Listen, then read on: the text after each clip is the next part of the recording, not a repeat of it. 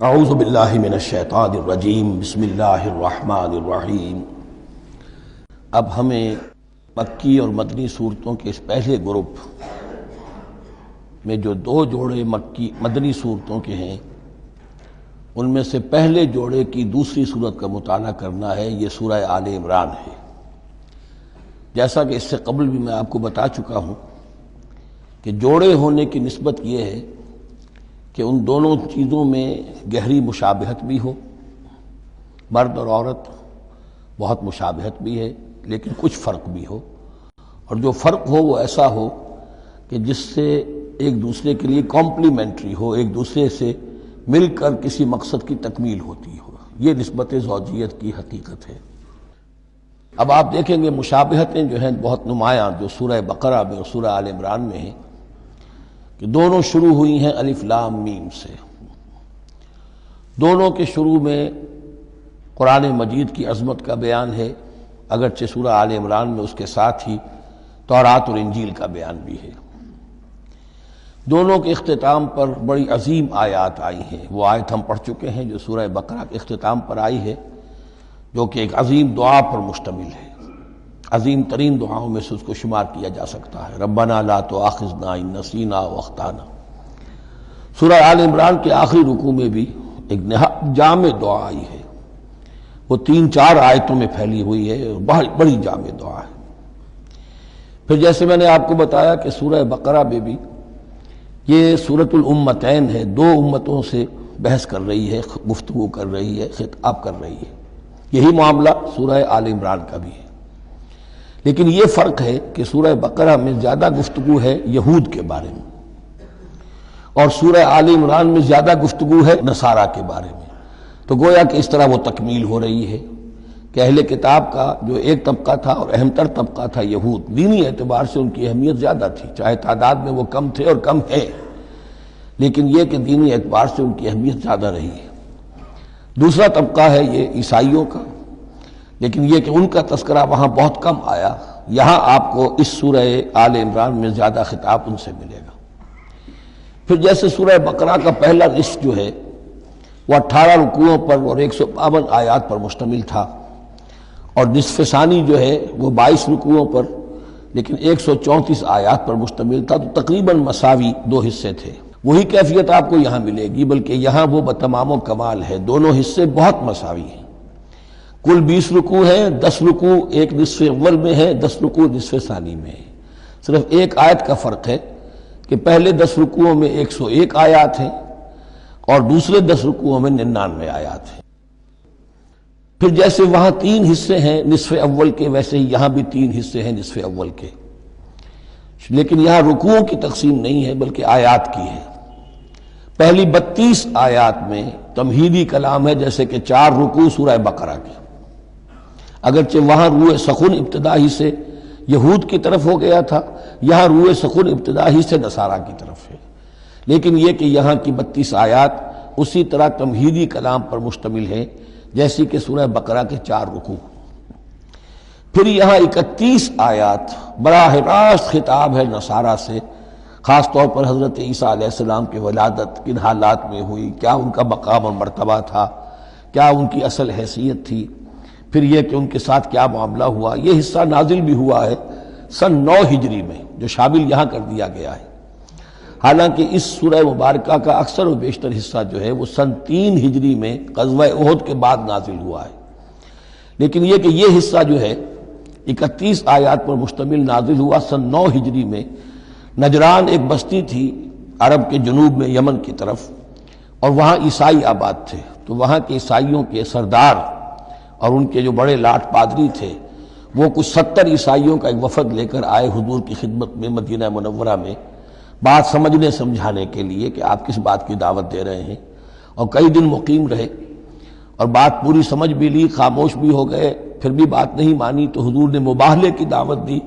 اس challenge کو قبول کیے بغیر وہاں سے چلے گئے۔ لیکن یہ کہ بہرحال انہوں نے جو ترتیب جس شدت کے ساتھ ہونی چاہیے تھی ان کی طرف سے وہ بھی نہیں کی، یہ شرافت کا انہوں نے مظاہرہ کیا۔ بہرحال یہ 9 رکوع، یہ جو 31 آیات ہیں سن 9 میں نازل ہوئی۔ یہی نوٹ کر لیجئے کہ سورہ بقرہ کی بھی ایک بات میں بتانے سے میں بھول گیا اس وقت کہ جو سود سے متعلق احکام ہیں، جو رکوع ہے، جو 38واں رکوع ہے سورہ بقرہ، یہ بھی تقریباً سن 9 میں نازل ہوا ہے۔ گویا کہ وہ مشابہت بھی موجود ہے کہ اگرچہ سورہ بقرہ کا اکثر و بیشتر حصہ غزوہ بدر سے قبل نازل ہوا، لیکن اس میں بھی کچھ آیات وہ ہیں جو سن 9 ہجری میں نازل ہوئی ہیں اور سود کے بارے میں آخری حکم ہے۔ اسی طریقے سے یہاں جو یہ نجران کے عیسائیوں سے خطاب کے لیے جو آیات نازل فرمائی گئیں، یہ سن 9 میں نازل کی گئیں، لیکن شامل ہے سورہ آل عمران میں کہ جس کا اکثر و بیشتر حصہ سن 3 ہجری میں غزوہ احد کے بعد نازل ہوا ہے۔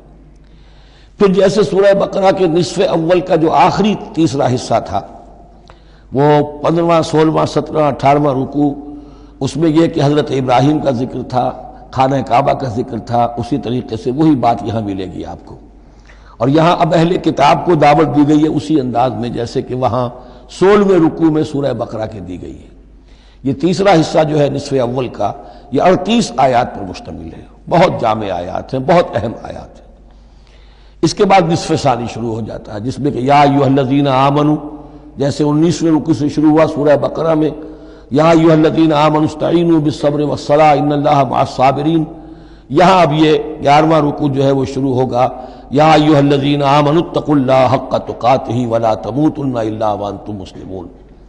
یہ جو نصف ثانی کے 10 رکوع ہیں، ان کی تقسیم یہاں پر عمودی ہے، افقی نہیں ہے۔ پھر تقسیم کر سکتے ہیں، پہلے 2 رکوعوں میں زیادہ خطاب مسلمانوں سے ہے، اور پھر اگرچہ روئے سخن جو ہے پھر اہل کتاب کی طرف بھی ہے۔ پھر 6 رکوع مسلسل ہیں غزوہ احد کے حالات پر مشتمل، جو مسائل سامنے آئے ان پر تبصرہ، جو مسلمانوں سے غلطیاں ہوئیں ان پر گرفت، آئندہ کے لیے ہدایات۔ تو یہ پورے 60 آیات ہیں تقریباً، اور 6 رکوعوں پر پھیلی ہوئی ہیں۔ یہ سب کے سب یوں سمجھیے کہ قرآن مجید کا ایک مستقل باب ہے، چیپٹر ہے غزوہ احد، اس کا عنوان ہو سکتا ہے۔ لیکن قرآن میں اس طرح سے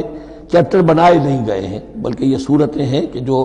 میں نے جیسا کہ ابتدا میں عرض کیا تھا تعارف قرآن کے ضمن میں، کہ یہ مجموعہ خطبات الہیہ ہے، ایک خطبہ نازل ہو رہا ہے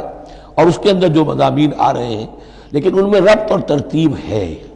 اس ربط اور ترتیب پر توجہ اب تک کم ہوئی ہے، لیکن اب اس دور میں قرآن حکیم کے علم و معرفت کا یہ پہلو بھی اب زیادہ نمایاں ہوا ہے کہ اس میں بڑا نظم ہے، نظام القرآن، اس کے اندر تنظیم ہے، اس میں آیات کا آپس میں ربط ہے، سورتوں کا سورتوں سے ربط ہے، اور ایسے ہی یہ جو ہے الٹب کلام نہیں۔ پھر آخری 2 رکوع، وہ ان میں سے ایک تو جو ہے آخری رکوع وہ تو بہت ہی جامع ہے، اور اس میں وہ عظیم دعا بھی آئی ہے، اور فلسفہ ایمان کے بارے میں اہم ترین بحث ہے کہ جو اس مقام پر آئی ہے۔ اور اس طریقے سے، اور جو اس سے پہلے کا رکوع ہے